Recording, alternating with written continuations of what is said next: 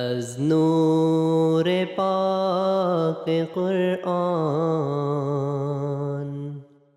صبح صفا دمیده.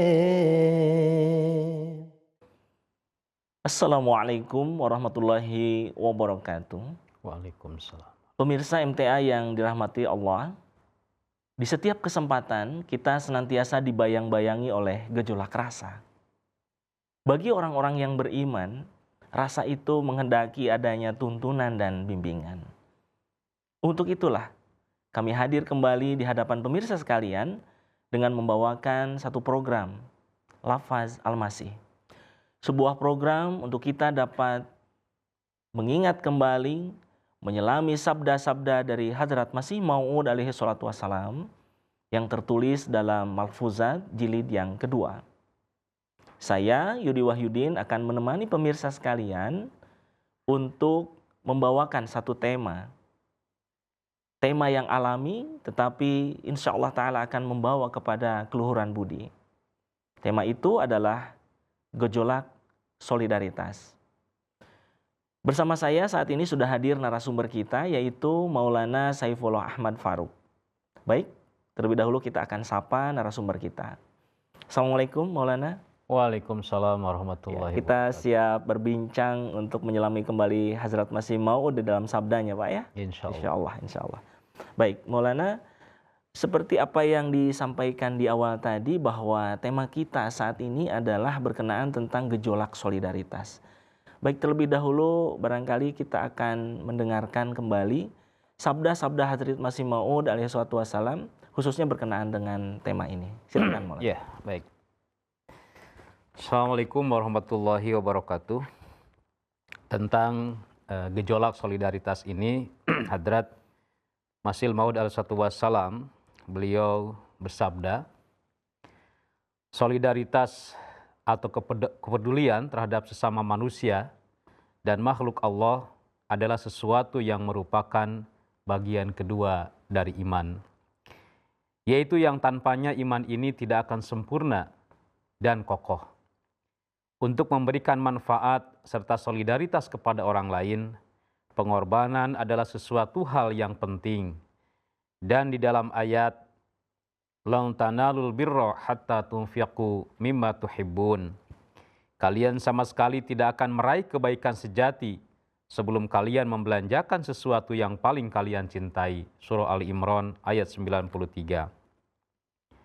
Ini pun yang diberikan adalah ajaran serta anjuran tentang pengorbanan tersebut. Jadi membelanjakan harta di jalan Allah pun merupakan standar serta takaran bagi kebaikan dan ketakwaan manusia. Takaran serta takaran wakaf lillahi yang terdapat di dalam kehidupan Hadrat Abu Bakar radhiyallahu anhu adalah ketika Hadrat Rasulullah sallallahu alaihi wasallam menyatakan suatu keperluan dan Hadrat Abu Bakar radhiyallahu an pun membawa seluruh isi rumah beliau dalam Malfuzat jilid kedua halaman 96. Jadi ini sabda Hadrat Imam Mahdi alaihi wassalam berkenaan dengan tadi topik kita tentang gejolak solidaritas atau kepedulian. Ada satu tadi yang menarik kalau kita menyimak apa yang beliau alaihissalam sampaikan, membelanjakan harta di jalan Allah pun itu merupakan standar takaran bagi kebaikan dan ketakwaan manusia. Jadi kalau kita renungkan di dalam ayat-ayat Al-Quran, ya, banyak sekali yang mengaitkan tentang ketakwaan dan pengorbanan harta ini. Misalkan kita bisa mengutip di awal surah Al-Baqarah, ya, atau surah Alif Lam Mim, kata orang itu karena diawali dengan huruf muqatta'at, ya, Alif Lam Mim itu. A'udzubillahi minasyaitonirrajim. Alif Lam Mim, dzalikal kitabu la raiba fihi hudal lil muttaqin. Alladzina yu'minuna bil ghaib wa yuqimunas shalah wa mimma razaqnahum yunfikun. Di sana dikatakan hudal lil muttaqin. Al-Quran itu menjadi petunjuk bagi orang bertakwa. Nah, kemudian tadi yang dikatakan takwa atau muttaqin itu siapa? Nah, ini yang menarik sesuai dengan topik ini adalah ada penjelasan di bawahnya, alladzina yu'minuna bil ghaib. yaitu mereka orang-orang yang beriman kepada yang ghaib wa yuqimunas shalah dan senantiasa mendirikan salat. Yang ketiga wa mimma razaqnahum yunfikun. Dan mereka senantiasa berusaha ya mimma razaqnahum, dari harta, dari apa yang dirizkikan Allah kepada mereka, rezeki-rezeki yang mereka dapatkan, yunfikun, mereka untuk menafkahkannya di jalan Allah Subhanahu wa taala.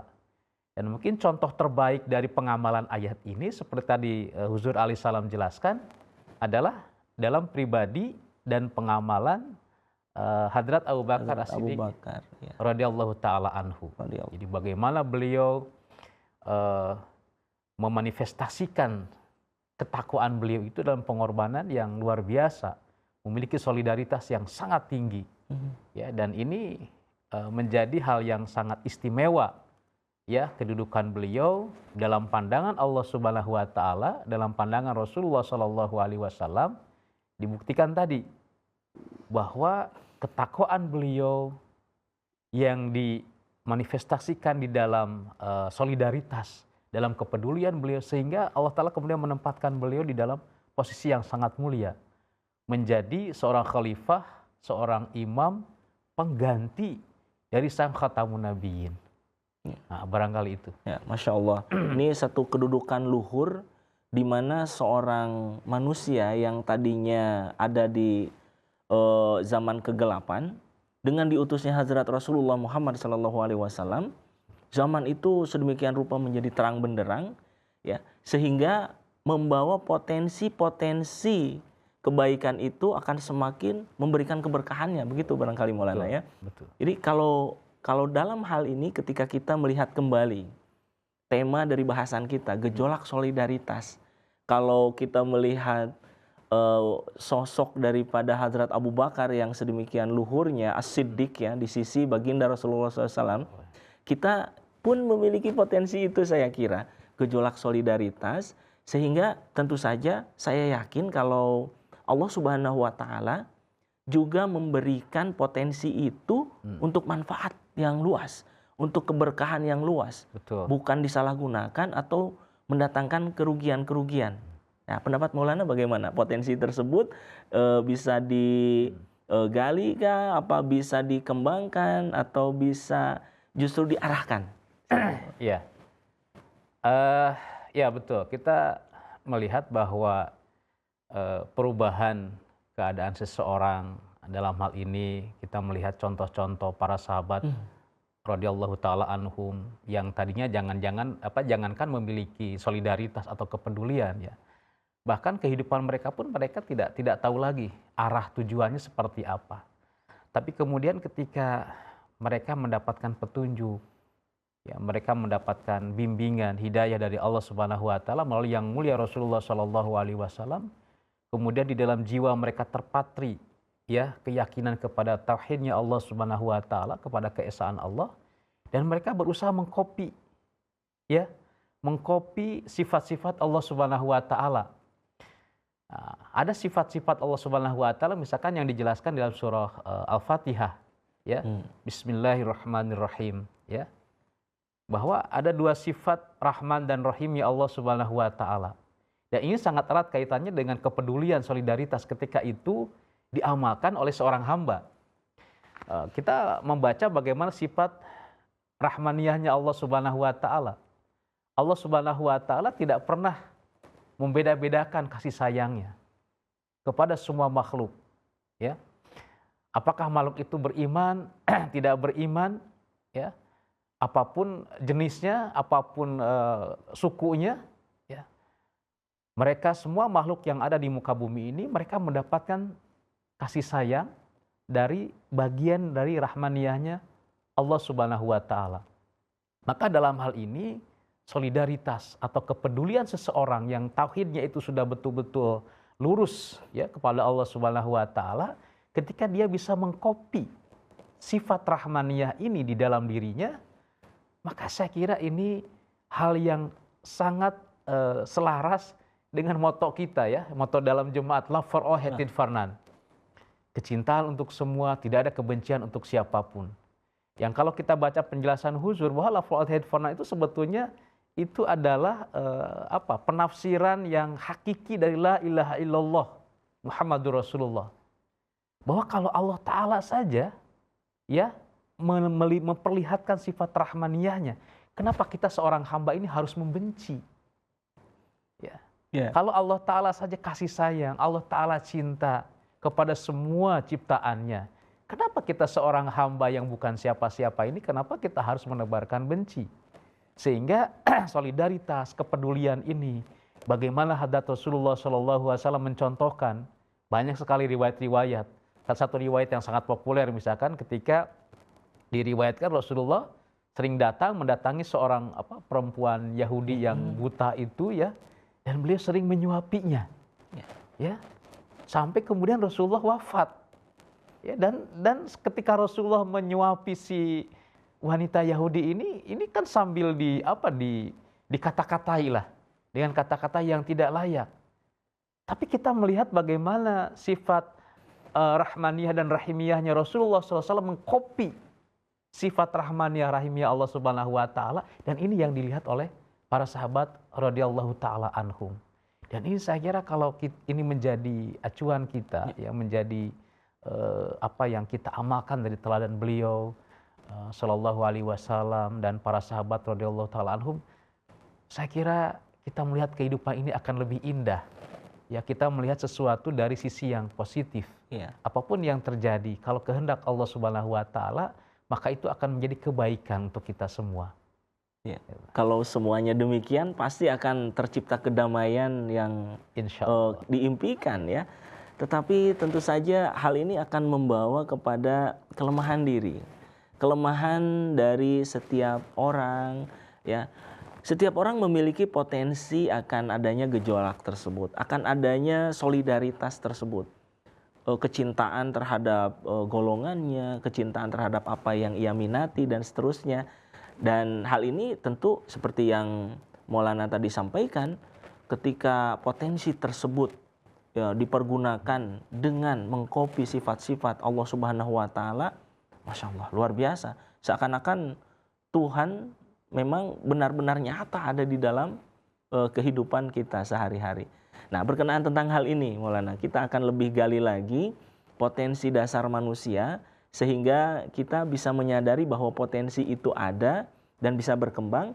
Saya jadi teringat tulisan dari Hadrat Masih Maud SAW dari sebuah karya agung beliau, buku Filsafat Ajaran Islam, yang mengenainya Huzur, yakni Hazrat Masih Maud SAW menuliskan tentang solidaritas terhadap sesama makhluk. Saya akan bacakan. Di antara keadaan-keadaan tabi'i, yakni keadaan alami manusia, yang menjadi bagian mutlak fitratnya ialah suatu gejolak solidaritas terhadap sesama makhluk. Gejolak membela kaum terdapat secara alami di dalam diri para penganut setiap agama.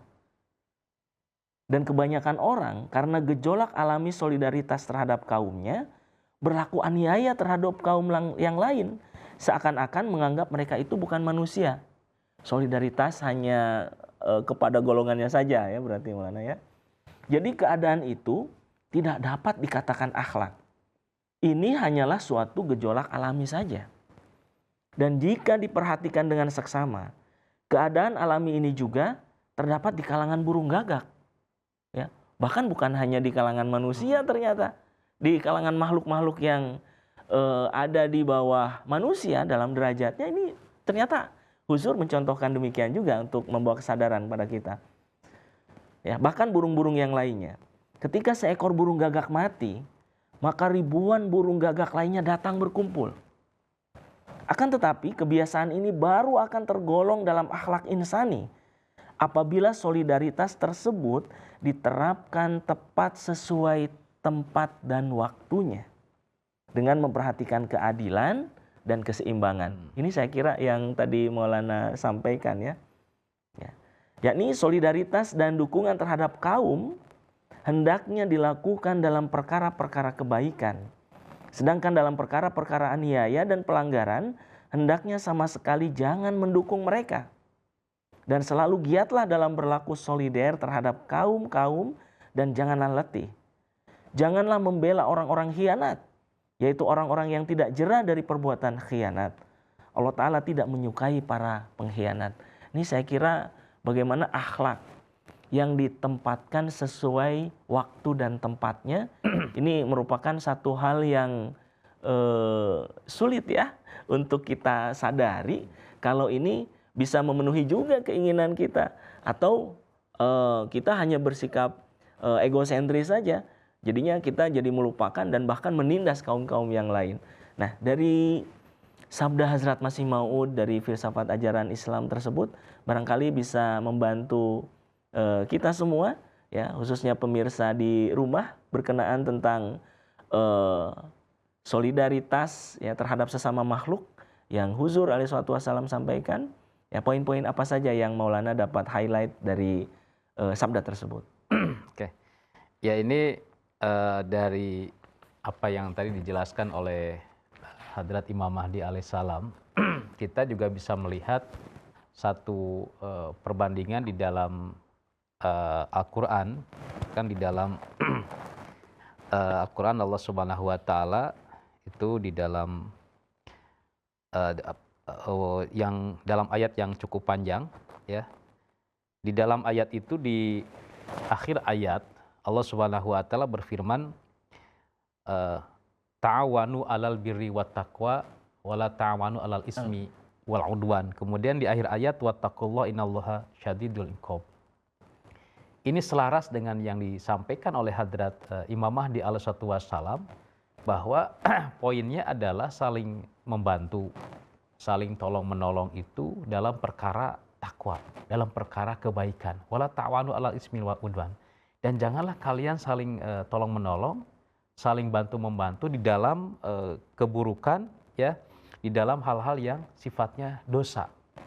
Jadi kalau kita melihat misalkan dalam perkara ketakwaan ini, kembali kita kepada penjelasan yang awal tadi, poin-poin yang beliau jelaskan, ya, itu luar biasa, ya, memberikan contoh di dalam kehidupan beliau, ya, bagaimana kasih sayang beliau, bagaimana tadi ya beliau mengkopi sifat Rahman Rahimnya Allah Subhanahu wa Ta'ala dalam kehidupan beliau. Sehari-hari diceritakan oleh para sahabat. Hadrat Masih Maud alaihi wassalam misalkan bagaimana beliau menghargai seorang peminta-minta. Ya, ini dalam salah satu yang dicontohkan ya di dalam Siratul Mahdi. Ketika satu hari misalkan ada seorang peminta-minta yang datang, kemudian mencari beliau dan tidak bertemu dengan beliau, kemudian ya bahasanya bukan diusir ya, ada para sahabat yang lain yang melihat kemudian sampai orang ini pergi tidak diberikan apa-apa. Dan begitu berita ini sampai kepada Hadrat Imam Mahdi alaihi wassalam, beliau mendengar dan beliau mengejar si peminta-minta ini, ya, kemudian untuk supaya kembali dan memberikan sesuatu kepada orang ini. Nah, kalau kita lihat mungkin kejadiannya ini sederhana saja. Bagaimana beliau mencontohkan kepada para sahabat, bahkan seorang peminta-minta pun tidak beliau biarkan ya untuk pulang dalam keadaan tangan kosong. Seperti itu. Nah, dalam kehidupan kita pada hari ini, contoh-contoh yang seperti ini, contoh-contoh yang hidup, sunah-sunah yang hidup, ini yang saat ini yang sebetulnya kita butuhkan, kita perlukan. Kalau misalkan pemimpin-pemimpin hari ini, ya, entah itu para ulama ataupun umaro, banyak yang tidak bisa memberikan teladan-teladan yang seperti ini. Maka tentu saja sebagai umat, ya, sebagai orang-orang yang ada di dalam kehidupan masyarakat yang real, kita tidak hanya berpatokan kepada teori, kita tidak hanya berpatokan kepada sesuatu yang sifatnya ini sebuah anjuran, ini sebuah himbauan, tapi bagaimana ini menjadi sesuatu yang nyata, gerakan yang nyata. Hadrat Imam Mahdi alaihi wassalam mencontohkan hubungan beliau dengan Allah Subhanahu wa Ta'ala, hablu minallahnya tidak kita ragukan, sehingga Allah Ta'ala menjadikan beliau sebagai imam zaman. Kemudian hablu minanas, ya, kalau kita baca ya tadi poin-poin yang beliau sampaikan itu, ya, karena sangat banyak ya, tapi bagaimana beliau memberikan contoh sehingga yang mengakui kebaikan beliau, yang mengakui tentang kesucian beliau, bukan hanya orang-orang muslim pada saat itu, ya, bukan hanya orang-orang jemaat, tapi bagaimana orang Hindu, orang Sikh dan lingkungan yang ada di sekitar beliau pun mengakui tentang bagaimana kasih sayang beliau, bagaimana perhatian beliau ya kepada orang-orang, kepada masyarakat yang ada di sekitar beliau ini. Jadi poin-poin ini yang tentu saja ini menjadi guidance, menjadi arah bagi kita bagaimana kita menata kehidupan ini menjadi kehidupan yang lebih baik. Karena kita yakin bahwa apapun yang beliau bawa, apapun yang beliau sampaikan, ini adalah yang terbaik untuk contoh kita pada saat ini. Kemudian misalkan kalau kita hubungkan dengan kehidupan pada hari ini, maka contoh ini ada dalam diri para khulafa. Bagaimana kepedulian beliau, walaupun beliau tidak turun langsung, tapi dengan badan amal sosial yang ada di dalam jemaat, kita tidak pernah membiarkan orang itu kesulitan, kesusahan. Ketika misalkan terjadi perang atau terjadi bencana, ya jemaat pun ikut turun di sana melalui misalkan badan sosial milik jemaat Humanity First misalkan ya. Dan itu kita tidak meragukan bagaimana badan ini bekerja ya di bawah bimbingan seorang khalifah, dan itu adalah kerja-kerja yang nyata. Ini bagian daripada hablum minanas yang merupakan manifestasi dari bagaimana kecintaan kita kepada Allah Ta'ala, kita menerapkannya dalam kecintaan kita kepada sesama makhluk, kepada sesama manusia.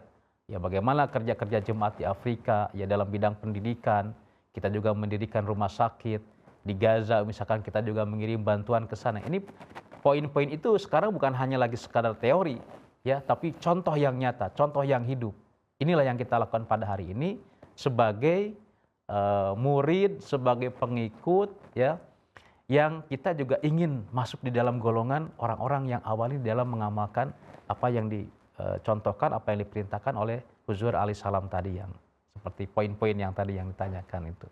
Ya, Masya Allah, luar biasa Maulana atas pemaparan dari poin-poin yang bisa didapatkan dari tulisan Hazrat Masih Maud alaihi wassalam dalam filsafat ajaran Islam tadi. Yang sebenarnya ketika kita menyadari adanya potensi kebaikan yang Allah Subhanahu wa Ta'ala anugerahkan, ternyata memiliki hubungan yang kuat juga dengan keimanan. Nah, bagaimana Maulana bisa menjelaskan hubungan yang kuat antara solidaritas dengan keimanan itu, Maulana? Oke. Kita renungkan satu hadis Nabi Shallallahu Alaihi Wasallam dalam hadis Bukhari Muslim ya.